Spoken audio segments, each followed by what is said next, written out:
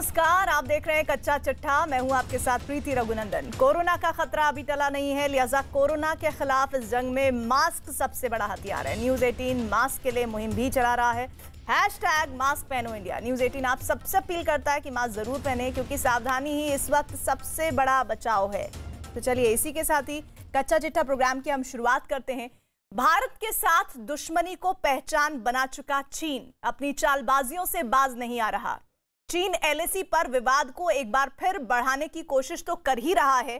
Corona के संकट काल में चीन की सेना लगातार युद्ध अभ्यास भी कर रही है। चीन की सेना ने भारत के साथ लगती सीमा के करीब और ताइवान के पास जंग की प्रैक्टिस की है। लगभग एक ही समय में किए गए इन दो युद्ध अभ्यासों के पीछे चीन का मकसद अपनी ताकत की नुमाइश करना है। जबकि सच तो यह है कि जंग की तैयारियों के साथ ड्रैगन अपने डेथ प्लान पर मोहर लगा रहा है।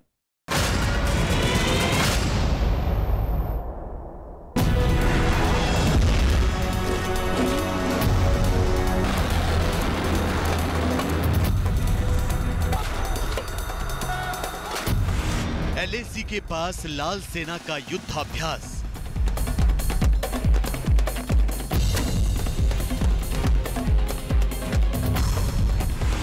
क्या दो मोर्चों पर होगा जंग का आगाज?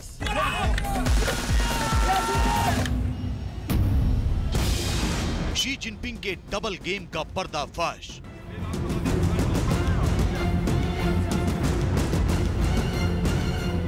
चीन इकलौता ऐसा देश है जो कोरोना काल में भी मौके तलाश रहा है। चीन इकलौता ऐसा देश है जो संकट काल में भी दुनिया पर अपना दबदबा बनाने की कोशिश कर रहा है।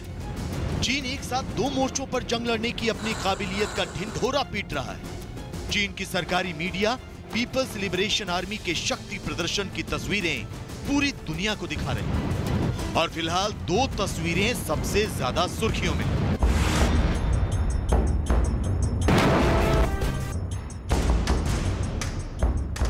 एक तरफ चीन की सेना तिब्बत और शिनजियांग प्रांत में युद्धाभ्यास करती नजर आई।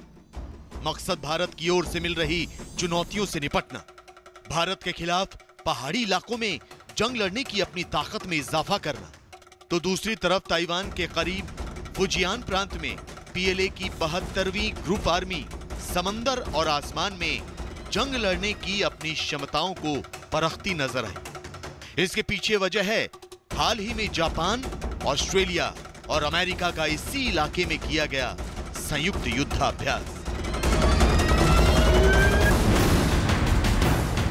माइंड गेम खेलने में चीन खुद को माहिर मानता है। चीन को लगता है कि उसकी विशालकाय सेना से दुनिया के दूसरे देश डर जाएंगे और वो खुद को महाशक्ति के तौर पर स्थापित कर पाएगा।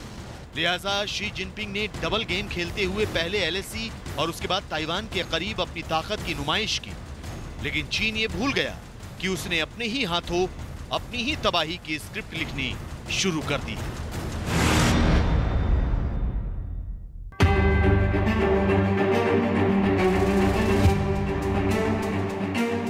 डोकलाम, गलवान और पूर्वी लद्दाख में भारत के हाथों मुंह की खाने के बाद चीन बदले की आग में जल रहा है। चीन की सेना कई विवादित इलाकों से तो पीछे हट गई है, लेकिन रेड आर्मी ने अपनी सैन्य तैयारियों को एक बार फिर धार देना शुरू कर दिया है। तस्वीरें इसकी बानगी। चीन की वायुसेना ने हाल ही में पूर्वी लद्दाख की दूसरी तरफ बड़ा सैन्य अभ्यास किया है। चीन की सरकारी मीडिया ने इस सैन्य अभ्यास के वीडियो भी दिखाए। खबरों की माने तो पूर्वी लद्दाख के उस पार तिब्बत में चीन वायुसेना के करीब 22 लड़ाकू विमानों ने उड़ान भरी थी। इनमें J-11 और J-16 लड़ाकू विमान शामिल थे। हालांकि ये फाइटर जेट चीन की सीमा के भीतर ही उड़ान भर रहे थे। लेकिन गौर करने वाली बात यह है कि यहाँ कंक्रीट के कुछ ढांचे भी बनाए गए ताकि यहाँ मौजूद लड़ाकू विमानों की संख्या को खुफिया रखा जा सके। सूत्रों से मिली जानकारी के मुताबिक चीन के लड़ाकू विमानों ने वहां के होटान, गारगुंसा और काशगर एयरबेस से उड़ान भरी थी। इन एयरबेस को हर तरह के फाइटर जेट्स की उड़ान के लिए हाल ही में अपडेट किया गया है। चीन जो ये युद्धाभ्यास कर रहा है LAC के साथ तिब्बत और शिनजियांग प्रोविंस में, जिसमें कि काफ़ी एयर बेसेस को उसने एक्टिवेट किया है और वहाँ पे एयर डिफेंस की भी ट्रेनिंग हो रही है। एक्सरसाइज हो रही है, इससे साफ जाहिर हो रहा है कि जो ये आने वाला समय है, इस ट्रेनिंग का ओरिएंटेशन भारत के साथ लगे LAC के लिए है। और एयर डिफेंस का ये जाहिर करना होता है कि जो हमारी क्षमता बढ़ी है, हमारे पास जो युद्धपोत आया है राफेल जहाज़ का, उसके हिसाब से जो उन्होंने वॉर गेमिंग की होगी, तो उनको ज़रूरत पड़ रही है कि वो तिब्बत के एरिया में कुछ एयर डिफेंस सिस्टम्स का जो उन्होंने डिप्लॉयमेंट करना है, उसके हिसाब से ट्रेनिंग कर रहे हैं। चीन ने पैंगोंग से तो अपनी सेनाओं को वापस बुला लिया, लेकिन 2 इलाकों में मौजूद एयर डिफेंस सिस्टम नहीं हटाए। ये एयर डिफेंस सिस्टम लंबी दूरी तक विमानों को निशाना बना सकते हैं। इसीलिए अप्रैल-मई में भारत ने LAC के पास अपने एयरबेस पर राफाल के साथ सुखोई 30 और MiG-29 भी तैनात किए हैं, जो किसी भी हमले का जवाब देने में सक्षम है।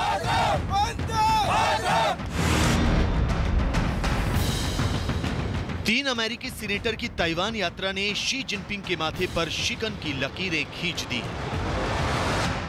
हाल ही में जापान, ऑस्ट्रेलिया और अमेरिका का संयुक्त सैन्य अभ्यास पीपल लिबरेशन आर्मी के लिए परेशानी का सबब बना हुआ है। यही नहीं, अमेरिका के मिलिट्री ट्रांसपोर्ट एयरक्राफ्ट का ताइवान पहुंचना भी चीन को खटक रहा है। लिहाजा लाल सेना ने एक बार फिर नीले पानी में अपनी ताकत की नुमाइश की है। चीन की नौसेना ने ताइवान के करीब स्थित अपने फुजियान प्रांत में बड़ा युद्धाभ्यास किया है। इस युद्धाभ्यास में चीन के बड़े जंगी जहाजों ने तो शिरकत की, जमीन और पानी में चलने वाले बख्तरबंद वाहनों ने भी हिस्सा लिया। चीन ताइवान के करीब जंग की प्रैक्टिस के जरिए अमेरिका को अपनी सैन्य ताकत से वाकिफ तो कराना चाहता है ही, चीन इसके जरिए ताइवान पर भी दबाव बनाना चाहता है। ये खास तौर पे जो ट्रेनिंग है, ये साउथ चाइना सी और जो बाकी उनके जो बुनियादी तौर पे ईस्ट चाइना सी में जो प्रॉब्लम एरियाज़ हैं, उनके हिसाब से जो उनके लिटरल स्टेट्स के इश्यूज़ हैं विभिन्न देशों के साथ, उसको मद्देनजर रखते हुए ये एक ट्रेनिंग है जो कि चीन नॉर्मल कंडीशंस में भी काफ़ी करता है, काफ़ी संघर्ष करता हुआ आया है इस महीने में। और ये जो कोविड के दौरान हो रहा है, ये इसी को दर्शा रहा है कि जो उसकी वन चाइना पॉलिसी है उसको बरकरार रखते हुए और जो उसके डिस्प्यूटेड एरियाज़ हैं उनको सुचारू रूप से ज़िंदा रखते हुए जो उसकी कार्रवाई चल रही है पिछले साल से, उसको ये और तेज़ी दे रहे हैं। चीन को लगता है कि अगर वो किसी भी तरीके से कमजोर नजर आया तो उसके विरोधी उस पर हावी हो जाएंगे। यही वजह है कि चीन एक तरफ भारत के साथ संवाद के बाद सीमा विवाद को दोबारा तूल देने की तैयारी कर रहा है, तो वहीं दूसरी तरफ ताइवान पर कब्जे के लिए एड़ी चोटी का जोर लगा रहा है। चीन एक साथ कई मोर्चों पर कई देशों के साथ बिना वजह उलझ रहा है। मलेशिया के हवाई क्षेत्र में चीन के लड़ाकू विमानों की घुसपैठ इसकी बानगी है, लेकिन ड्रैगन इस बात से वाकिफ नहीं है कि उसकी साजिशें ही उसकी तबाही का सबब बनेंगी। न भारत उसे बख्शेगा और न अमेरिका समेत दुनिया के दूसरे शक्तिशाली राष्ट्र।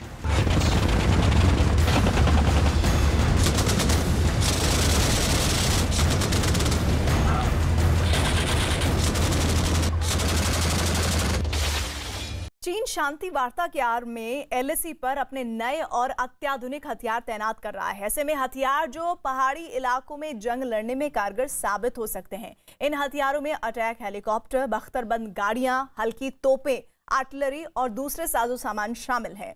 सुरक्षा जानकारों का मानना है कि चीन दुनिया में भारत के बढ़ते कद से परेशान है, इसलिए वो जंग जैसा माहौल तैयार कर रहा है।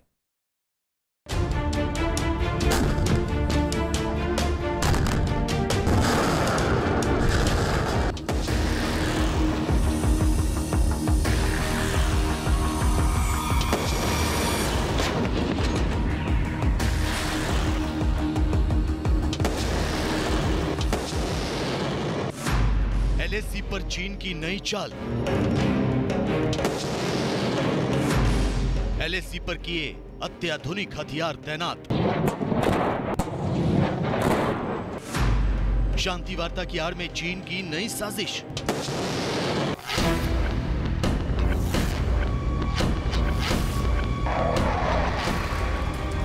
2020 में गलवान घाटी में भारत के हाथों करारी शिकस्त खाने के बाद चीन एक बार फिर LAC पर शरारत पर उतर आया है। LAC से सैनिकों को हटाने और शांति कायम करने के लिए दोनों देशों के बीच सैन्य और कूटनीतिक स्तर पर कई दौर की बातचीत भी हो चुकी है। इसके बावजूद भी भारत चीन सीमा पर कई ऐसे इलाके हैं जहां दोनों देशों की सेनाएं आमने सामने डटी हुई हैं। लद्दाख में जैसे जैसे बर्फ पिघल रही है, चीन की सेना वैसे वैसे अपनी चालबाजियों पर उतरना शुरू हो गई है।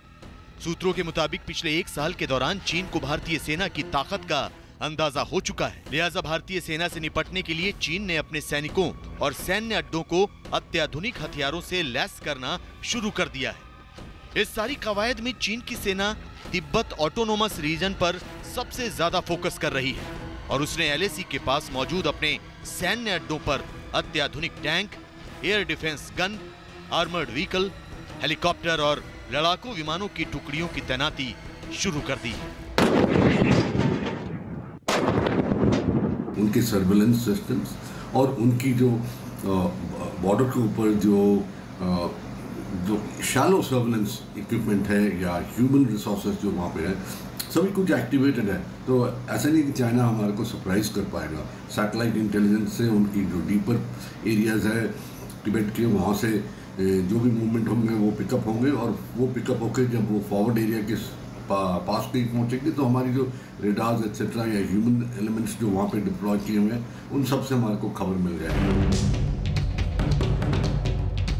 भारतीय सेना ने चीन की चालबाजियों का मुंहतोड़ जवाब देने के लिए अपनी आर्टिलरी में शामिल multi barrel rocket launcher BM-21 grand को LAC पर तैनात किया हुआ है। सूत्रों के मुताबिक चीन ने भारत को डराने के मकसद से पूर्वी लद्दाख में multi barrel rocket launcher PHL-11 122 mm को तैनात किया है।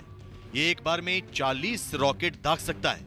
ये एक सेल्फ प्रोपेल्ड रॉकेट लॉन्चर है और इसे चीन की सेना की बैकबोन के तौर पर देखा जाता है। चीन पूर्वी लद्दाख में armoured type 63 armoured person carrier का इस्तेमाल बंद कर रहा है। चीन सेना अब अपने नए ZBL-09 आर्मर्ड पर्सन कैरियर का इस्तेमाल करेगी।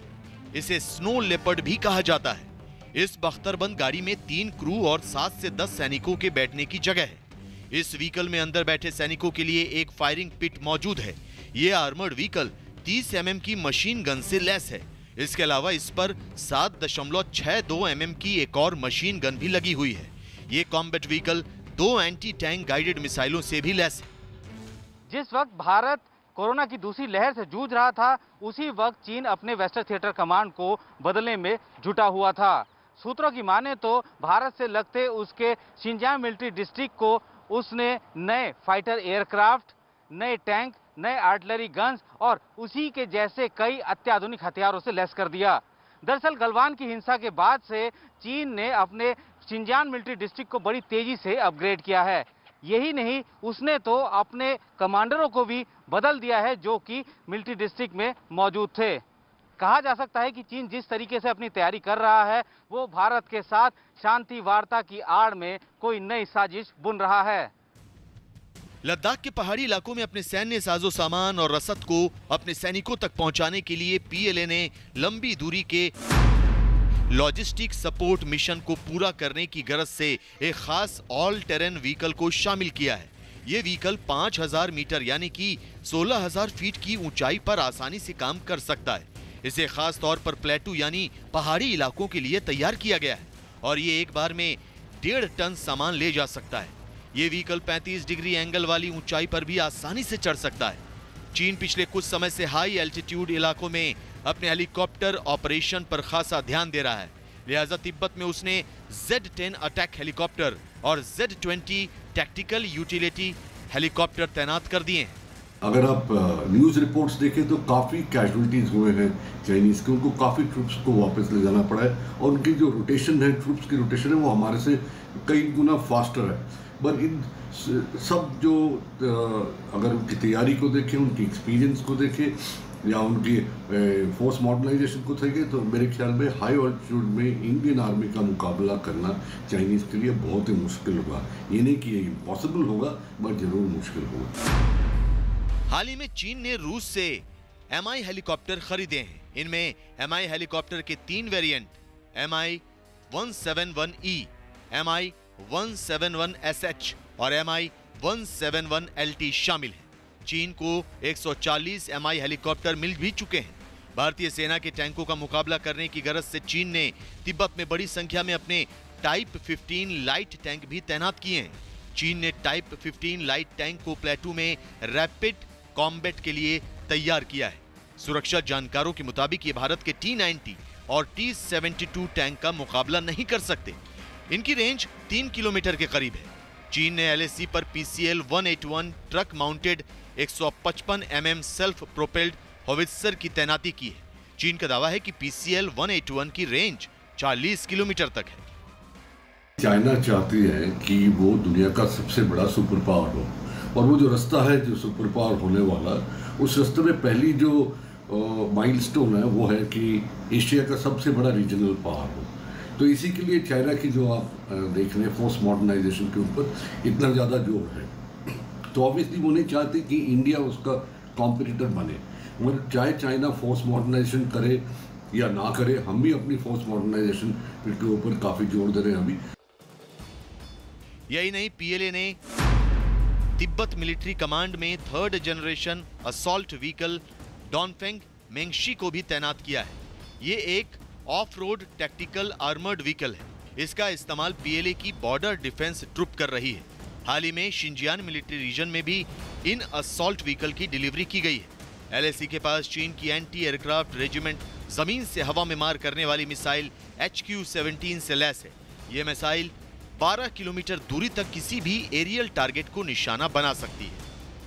पिछले साल दोनों देशों की सेना के कोर कमांडरों के बीच बनी सहमति के बाद दोनों देशों ने पेंगोंग के दोनों छोर से अपनी अपनी सेना को पीछे हटा लिया।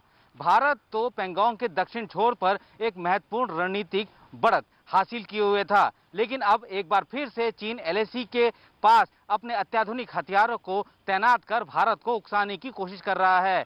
लेकिन जानकार ये मानते हैं कि चीन भले ही कुछ कर ले, लेकिन वो इतनी ऊंचाई वाले इलाकों में भारत के साथ जंग लड़ पाना उसके लिए आसान नहीं होगा। सुरक्षा जानकारों का मानना है कि चीन दुनिया में भारत की बढ़ती ताकत और रुतबे को देखकर परेशान हो रहा है। इसके अलावा क्वाड यानी भारत, अमेरिका, ऑस्ट्रेलिया और जापान के गठजोड़ ने भी चीन की नींद उड़ा रखी है।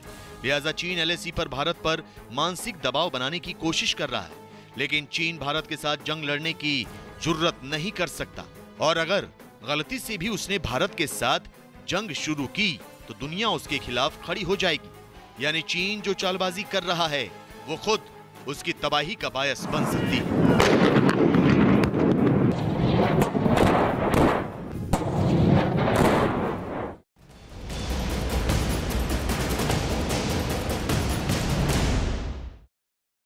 और अब बात पाकिस्तान की, जिसने एक ऐसा जोखिम भरा दांव खेला है जिससे चीन भी सख्ते में है। दरअसल पाकिस्तान ने अमेरिका को ब्लैकमेल करने की कोशिश की। अफगानिस्तान बॉर्डर के पास एयरबेस के बदले पाकिस्तान ने अमेरिका से पैसों की मांग की है। हालांकि चीन ने इस बाबत पाकिस्तान को चेतावनी भी दी थी, लेकिन इमरान खान के सेनापति कमर जावेद बाजवा नहीं माने। खुफिया जानकारी के मुताबिक बाजवा ऑपरेशन ब्लैकमेल पर लगातार काम कर रहे हैं।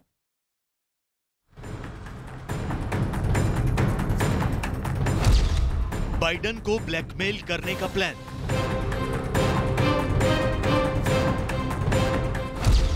अमेरिका से सौदा करता पाकिस्तान।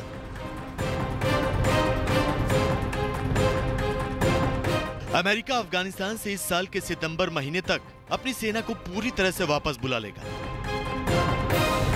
लेकिन अफगानिस्तान में तालिबान जिस तरह दोबारा सिर उठा रहा है उससे बाइडेन प्रशासन चिंतित है। ऐसे में अमेरिका को पाकिस्तान की मदद की दरकार है ताकि उसकी सेना की वापसी तो सुनिश्चित हो ही सके, अफगानिस्तान पर भी नजर रखी जा सके। लिहाजा अमेरिकी प्रशासन पाकिस्तान के सेना प्रमुख जनरल कमर जावेद बाजवा से लगातार बातचीत कर रहा है। अमेरिका चाहता है कि पाकिस्तान उसे पाक अफगानिस्तान बॉर्डर के करीब एक एयरबेस मुहैया कराए। इससे होगा ये कि अमेरिका अफगानिस्तान के हालात पर नजर रख सकेगा। अगर पाकिस्तान ने अमेरिका को एयरबेस मुहैया नहीं कराया तो उसे अफगानिस्तान में निगरानी के लिए फारस की खाड़ी में मौजूद अपने विमान वाहक युद्धपोत का इस्तेमाल करना पड़ेगा, जो कि बहुत महंगा सौदा होगा, क्योंकि वहां से अफगानिस्तान की दूरी 9 से 10 घंटे की है।